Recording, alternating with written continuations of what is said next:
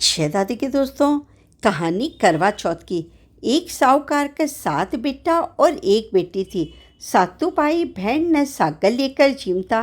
कार्तिक लाग्या की चौथ आई। भाई आपकी बहन ने बोलिया कि आओ भाई जिमा। बहन बोली कि आज मेरा करवा चौथ को व्रत है, सो चांद उग्या से जिमूंगी। भाई सोचा कि बहन भूखी रहेगी, सो एक भाई दीवो लियो, एक भाई चालनी लेकर टिब्बा का उल्ले होकर दियो चास कर चालनी से ढक दियो और कहो कि भाई चांद उग्यो अर्घ दे ले। बहन भाभ्या ना आकर बोली कि आओ अर्घ देबा। भाभ्या बोली कि भाई जी थारो चांद उगे, मारो चांद तो रात न उगसी। बहन अकेली ही अर्घ देकर बाया का सागर चीमने बैठ गई। पहले गासिया में तो बाड़ायो, दूसरे में सिवाड़ायो और तीसरे में बाई ने सासरे से लेने के खातिर लोग आ गया। बोलिया कि बाई को पावणो भूत बीमार है, सो जल्दी से भेजो।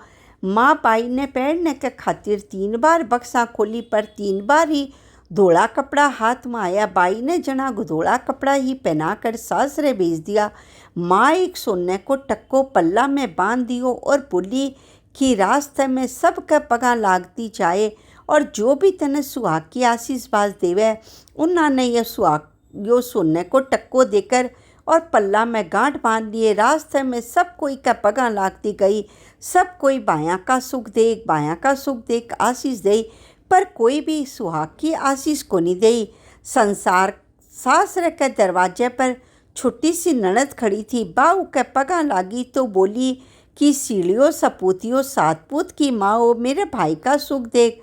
सोना को टक्को ननद न देकर और पल्ले में गांठ बांध ली। भीतर गई तो सासू पीटा कोनी डाली। बोली कि जा ऊपर मरेड़ो पड़े है बिना सेले। ऊपर गई तो देखी धनी इतनो बीमार हो, जिको भी की आँखें ही कोनी खुल ही और वो अचेत पड़े थो। जिको भी न बी की सेवा पूजा करने लागी। बी की रोजीना सासू रोजीना भी कलिए बासी कुछी रोटी दासी न देकर भेजा करती और कहती बिना तानो मारती कि जा जाकर मरेड़ा ने सेवड़े न दिया। थोड़ा दिन की बाद मंगसिर की चौथ आई। बिको धनी ठीक को नहीं हो तो बा कर वो ले बाया की बहन कर वो ले। दिन में चांद उगावनी कर वो ले, धनी बुखावनी कर वो ले। जद बा बोली कि हे चौथ माता, या मेरी उजड़ी तो थाने ही सुधारनी पड़सी, मेरो तो आदमी थाने ही ठीक करनो पड़सी। जना चौथ माता बोली कि पो की चौथ आवेगी, बा मेरे से बड़ी है, बा तने सुहाग को आशीर्वाद देवेगी। इस तरह सारी चौथ आती गई और जाती गई, पण बिको धनी ठीक को नहीं होयो। वो भैया ही रहो। अहियाँ कहता कहता अब अहियाँ ही कहती कहती मेरी बड़ड़ी चौथ आवेगी, बा सुहाग को आशीर्वाद देगी। पीछे आसोज की चौथ आई।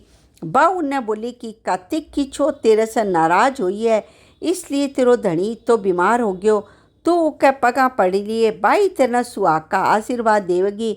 पीछे कार्तिक की चौथ आई। गुस्से में बोली भाया की बहन कर वो ले, दिन में चांद उगावनी कर वो ले, घनी पुखावनी कर वो ले, भरत भांडनी कर वो ले।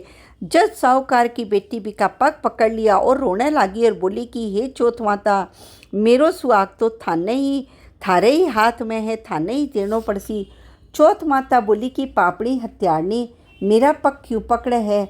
बा बोली कि मेरी बिगड़ी तो थाने ही सुधारनो पड़सी, मेरो तो सुहाग थाने ठीक करनो ही पड़सी। चौथ माता राजी होगी और कांख्या में से काजल काढ़ो, नुआ में से मेहंदी काढ़ी, टिक्का में से रोली काढ़ी और चिटली आंगली को छांटो दियो। देता ही भी को आदमी आँख खोल ली और करड़ मरड़ करके खड़े होकर बैठ गयो और बोलियो कि भूत सोया। बा बोली क्या का सोया, मन्ने तो आज 12 बरस हो गया, 12 महीना हो गया थारी सेवा करता करता।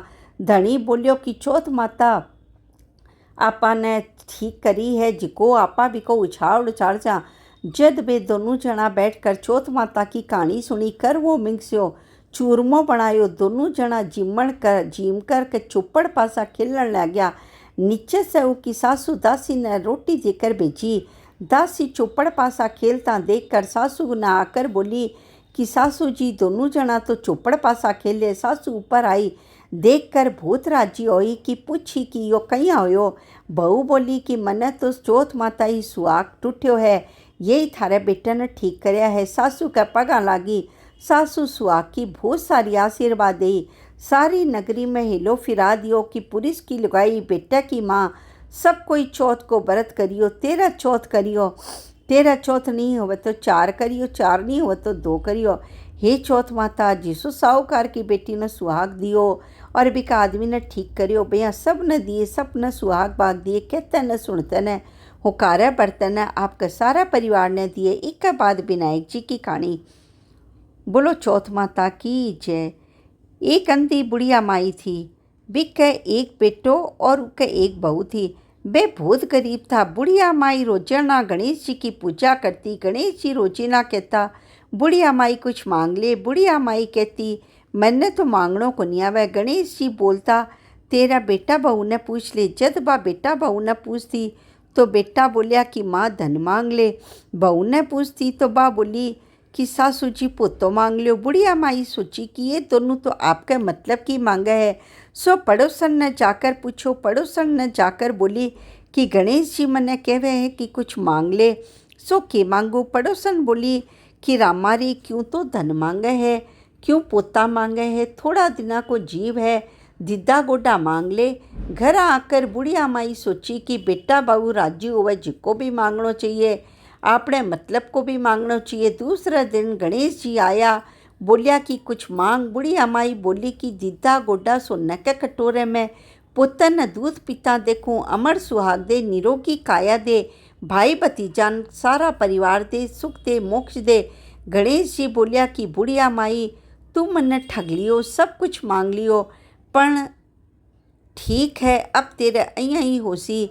गणेश जी अंतर्धान हो गया। बुढ़िया माई का सब कुछ बइया ही हो गयो। हे गणेश जी महाराज जिसो बुढ़िया माई न दियो उसो सब न दिए, कहते न सुनते न हुकारा बढ़ते न आपका सारे परिवार न दिए। बोलो गणेश जी महाराज की जय।